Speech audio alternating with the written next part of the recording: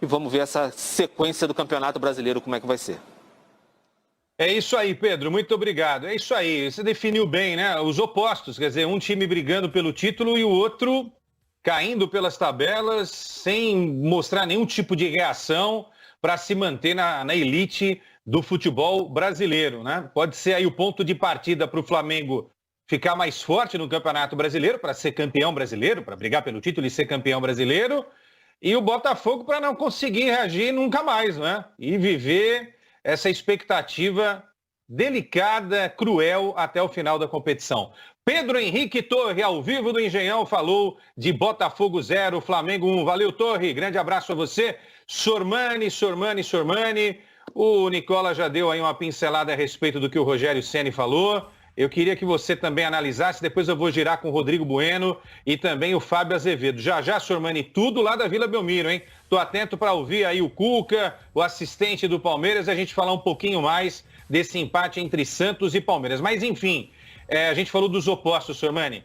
Que situação delicada do Botafogo, hein? Nossa, como é que o Botafogo vai fazer para reagir? Eu não tô conseguindo enxergar. E o Flamengo agora só com uma competição. E o Rogério dando todas as explicações que nós ouvimos aí, Sormani. Então, Queçada, a situação do Botafogo, de fato, é dramática, né? Dramática. O time tem apenas 20 pontos na competição, já está a 5 atrás do 16º, que é o primeiro fora da zona de rebaixamento, que é o Sport, mesmo número de jogos. Então, a diferença é exatamente essa, 5 pontos. E pior do que isso, né? O Botafogo não reage, né? Você lembrou bem agora há pouco, já são 10 jogos sem vencer. O Nicola pontuou também de maneira precisa, lembrando que o Botafogo tem o 5º pior ataque do Campeonato Brasileiro. E não dá para entender algumas coisas que acontecem no Botafogo. Por exemplo, um time como o Botafogo não pode querer sair jogando, gente. Aliás, o futebol brasileiro não tem muita qualidade para isso.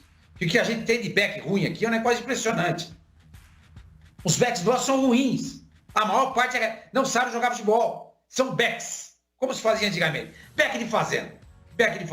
Você vai querer sair jogando com esses caras? Pode dar 3 pontinhos. E deu. Como já deu em outros jogos, para outros times. Os nossos zagueiros são ruins. Na Europa dá para você fazer isso. O nível lá é outro. É claro que nós temos zagueiros aqui também com condições de fazer isso. Temos, lógico. Mas na maior parte, talvez 90%, os zagueiros são muito fracos. Outra coisa, será que ninguém percebeu ainda que é o Gerson que dá esse bote? Ninguém percebeu isso? Que o Gerson é que dá esse bote na saída de bola do adversário? Então, por incrível que pareça, o Gerson tem que ser marcado. Se você está em cima do Gerson, você atrapalha o Gerson, ele não toma essa bola ali. Que foi dada do Marcinho ali para o Benevenuto. Enfim, há uma série de erros. Eu acho que aquilo que eu já falei, que sabe, o brasileiro, lamentavelmente, é um povo sem personalidade, né? A gente não cria nada, a gente acompanha tendências, né? A gente acompanha tendências. Então é moda sair jogando com os zagueiros. Então vamos sair jogando com os zagueiros. Quando for moda o zagueiro ir para o gol e o goleiro receber a bola no meio campo na Europa, aí nós vamos fazer a mesma coisa aqui. A gente nunca faz nada diferente aqui. A gente sempre copia dos outros. Sempre. Em todos os setores. Basicamente em todos os setores.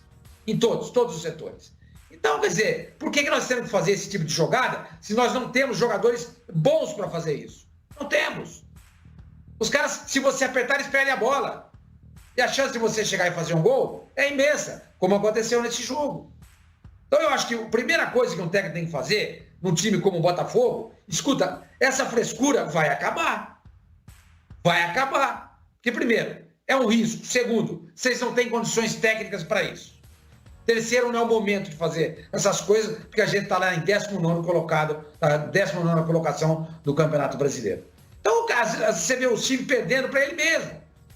O Botafogo fez o primeiro tempo, controlou o Flamengo, podia levar esse jogo aí para somar um pontinho. E seria importante esse pontinho. Mas seria mais um empate. Mas é melhor um pontinho do que nada. Nesse jogo contra o Flamengo, que é um jogo que teoricamente você vai perder, se você soma um ponto, pô, legal, cara. Ótimo. Super legal. Na verdade, aí o Botafogo, os caras se encarregam de entregar o resultado pro Flamengo. E o Flamengo é aquilo que o Rogério, alguém perguntou lá para ele, né? Se era mais importante ganhar, por causa da sequência de eliminações, etc e tal. Verdade, o importante era ganhar esse jogo. Jogou bem? Não. Pedro Henrique, nosso repórter, falou, não jogou bem, mas ganhou. Criou oportunidades? Criou. Também se não cria contra o Botafogo, tem dó, né? Com um elenco desse, o budget mais caro, mais alto do futebol brasileiro, se não conseguir criar oportunidades contra o Botafogo, vai criar contra quem? Então tem obrigação. Mas o mais importante foi ganhar. E se manter na briga pelo Campeonato Brasileiro, né? Que o Flamengo tem agora 42 pontos contra 44 do São Paulo, mas a tendência é o São Paulo fazer vitória amanhã contra o Sport, até porque vai jogar contra um time que está lá embaixo também, brigando para não ser rebaixado, e vai jogar em casa. E essa diferença no momento é de 2, vai pular para 4, para 5. Vai pular para 5. Enfim, é um jogo melancólico, onde foi importante o resultado para o Flamengo, que voltou a ganhar, não tomou gol, como o Rogério Ceni bem lembrou, e o Botafogo segue sua sina aí e continua embicando em direção à Série B do Campeonato Brasileiro, lamentavelmente. Fábio Sormani analisando o jogo Botafogo 0, Flamengo 1. Antes de acionar aqui o Fábio Azevedo e também o Rodrigo Bueno, uma faixa que foi colocada nas arquibancadas do Engenhão causou uma polêmica muito grande. O Marcel está me avisando aqui que a gente já tem na mão, já está na tela, né? Já está na tela aí, Marcel. Aqui prezamos pelas vidas. Foi uma cutucada, Rodrigo Bueno e Fábio Azevedo, do Botafogo no Flamengo, porque o Flamengo, em muitos momentos ali durante a pandemia, se posicionou de uma forma muito firme para que o futebol voltasse. E o Botafogo era contrário. Essa faixa foi retirada antes do início do jogo, mas depois recolocada durante a partida. O vice-presidente jurídico do Flamengo, Rodrigo Abranches, ameaçou entrar no STJD se a faixa não fosse retirada do estádio Newton Santos. Mais um molinho aí nessa rivalidade, Rodrigo Bueno, envolvendo Botafogo e Flamengo, Rodrigo. Se ele fizer isso, for para o STJD, dá margem para muitas interpretações. Acho que muita gente entendeu que isso se referia aos garotos do Ninho, a tragédia no CT do Flamengo. Tem gente que pode entender, e o Botafogo usa dessa forma, desse expediente, para usar o nome do nosso programa, de que é uma alusão à luta contra o Covid, que o Botafogo estava tentando retardar a volta do futebol, diferentemente do Flamengo. E também o STJD pode entender isso como o quê? Em tese é uma mensagem positiva, né? Em defesa da vida. Não sei se o Botafogo seria punido, que o Flamengo vá no STJD, que o caso seja julgado, vai punir o Botafogo por conta disso, alegando que é uma provocação adversária. A FIFA normalmente tem aquelas normas, ela não gosta nem que jogadores em campo, né, façam mensagens políticas ou religiosas, esse tipo de coisa. Nesse caso aí, né, em tese está dando valor à vida, não sei se é algo realmente muito relevante para o tribunal julgar, acho que tem coisas mais importantes para serem tratadas. Sobre o jogo, algumas coisas. Primeira informação, o próximo jogo original do Botafogo é contra o Inter no Beira-Rio, mas tem o jogo contra o São Paulo no Morumbi no meio de semana. Então o Botafogo, depois de pegar o Flamengo, o maior rival, vai fazer 2 jogos fora de casa contra times que estão ali no topo do campeonato, né? Então a vida não está fácil, não seria de se estranhar se o Botafogo tivesse 2 derrotas ainda até o próximo fim de semana.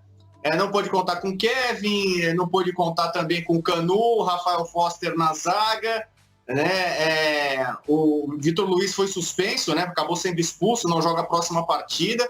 Se eu ficar listando aqui os problemas do Botafogo, são vários. O Sormani falou uma coisa interessante, a meu ver, sobre o Gerson, que em tese quem quer parar o Flamengo, é interessante anular o Gerson. O São Paulo fez isso nas 3 partidas. O Daniel Alves anulou completamente o Gerson, né? Incomodou, encheu o saco do Gerson, e o Flamengo travou muito por isso também, né? As grandes atuações do Daniel Alves parando o Gerson, né? Então, né, quem vai enfrentar o Flamengo, de fato, tem que fazer isso. O Gerson, para mim, foi o melhor em campo, foi o destaque pelo menos do Flamengo. Participação direta no gol do Everton Ribeiro, que acabou saindo, assim como o Bruno Henrique. Vamos ficar na expectativa dessa lesão do Bruno Henrique, dessas dores, porque neste ano o departamento médico do Flamengo não está jogando bem como jogou bem e foi decisivo em 2019. Sobre o Rogério Ceni, o que está pegando, e a gente percebe a revolta dos flamenguistas mesmo com a vitória, é a insistência no Gustavo Henrique, né? Impressionante como o Rogério Ceni desde o começo abraçou o Gustavo Henrique, ele falha sistematicamente, até a questão de ver o copo meio cheio, meio vazio. Muita gente viu falha nele no lance em que ele acabou cometendo aquela falta perigosa, quase pênalti, e o Rogério exaltou, né, a experiência, a capacidade dele de fazer a falta tática. Ele já tinha falhado em outros lances, né, virou meme aí, tá viralizando uma série de jogadas dele em que ele comprometeu o Flamengo, inclusive nas eliminações na Copa do Brasil na Libertadores, mas o Rogério Ceni não larga o Gustavo Henrique por nada, né? E ele ainda vem na coletiva e falar que quando o Natan estiver pronto, ele está observando. Pô, o Natan, pelo que mostrou com o Domi, é o parceiro ideal pro Rodrigo Caio. Aliás, se eu não me engano, Quesada, no expediente de ontem, até o João Guilherme trazia essa informação, que estava rolando papo que a dupla de zaga seria Rodrigo Caio e Natan. Isso. E para surpresa de muita gente, ele volta com o Gustavo Henrique. Pelo menos no próximo jogo do Flamengo, o Gustavo Henrique não tem como jogar, porque ele está suspenso. A menos que o Rogério Ceni, o Flamengo, entre no STJD pedindo alguma liberação, suspensão, porque o Flamengo precisa jogar com o Gustavo Henrique, coisa com a qual eu não concordo.